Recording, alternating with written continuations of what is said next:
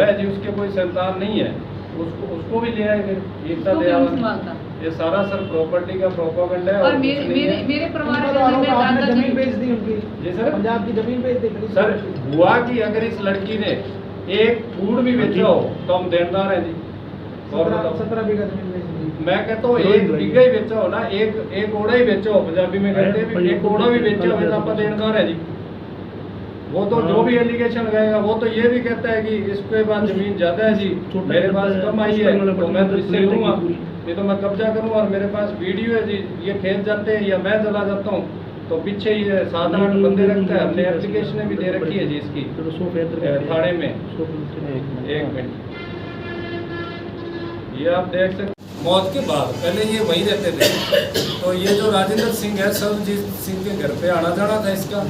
इसको ये बात का पता चला ना कि ये इसके पास इतनी संपत्ति है, तो इन्होंने कोई एक षड्यंत्र रचा कि गुरुदेव कौर के पास जीत सिंह का, इनके पापा का एक पंजाब का 2 असले थे लाइसेंसी, वो उसके घर पे थे।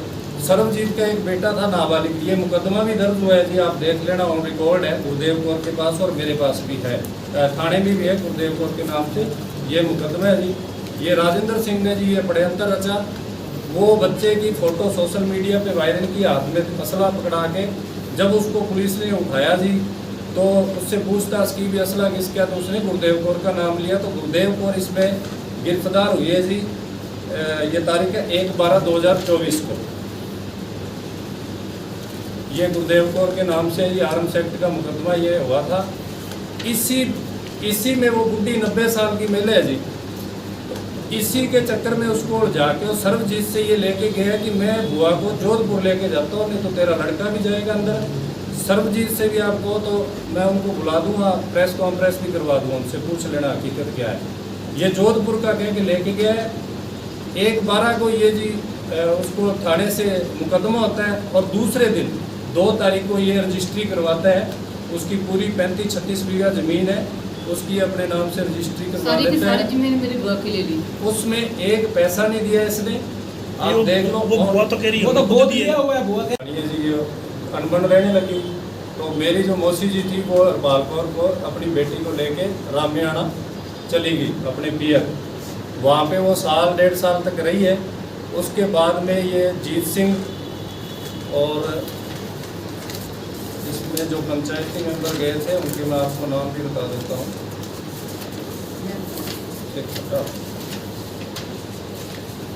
ये गए थे सर,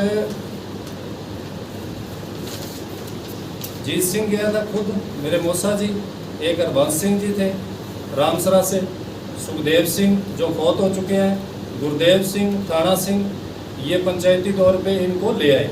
उस टाइम ये एक वाद दायर किया था गुरकौर की तरफ से, जो खर्चे के लिए दाद है इसका जो भी मुकदमा आता है वो। कौन से सन में किया था ये सर 1995 की बात है सर। कौन सी इसके लिए गुरकौर कौन है? ये माता जी है, मेरी मौसी जी होगी ना जी। गुरकौर मेरी माता जी, मैं हरपाल को जीत सिंह की ये 1995 में किया था सर। 1995 से लेके 1997 तक 3 साल ये चला था जी। जब ये मौसी जी पंचायती तौर पे यहाँ आ गए, फैमिली कोर्ट का मैटर है क्या ये? जी ये आपके सामने है सर। पंजाब की फैमिली कोर्ट है हनुमानगढ़ की? ये पंजाब की फरीदकोट की है सर, बिल्कुल ये आपके सामने है जी। ये इंग्लिश में भी लिखा हुआ है, हिंदी में भी है।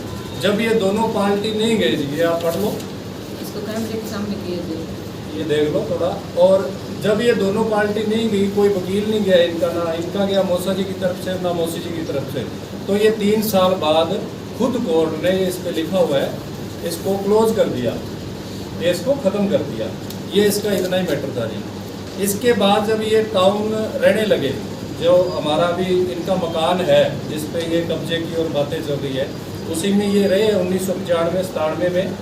और उसके बाद जब इनकी ननद भाभी की नहीं बनी, तो ये जीत सिंह था जो 3 SN में इसकी ज़मीन थी, आज भी है, उसमें अपने बच्चों को लेके हरपाल कौर जो मेरी बहन है, मौसी जी की बेटी है, मौसी जी को इनको लेके वहाँ डाणी में रहने लग गया। वहाँ पे आप जाके पूछ भी सकते हो, जो दस्तावेज तैयार हुए जी वो पूरे गवाहियों के साथ वहाँ के जो रहते थे लोग, जिनको पता था पूरा, उनके बयान वगैरह हो गए और फिर हुए हैं। तो ये वहाँ रहे हैं। उसके बाद में जीत सिंह जो हुआ थी इनकी, जीत सिंह की बहन, वो कभी वापस अपने ससुराल गई नहीं। वो यहीं रही है तब से आज तक। इनके परिवार का मैटर तो ये था जी। अब रही बात सर सबूतों की, भी ये फर्जी दस्तावेज तैयार कर लिए हैं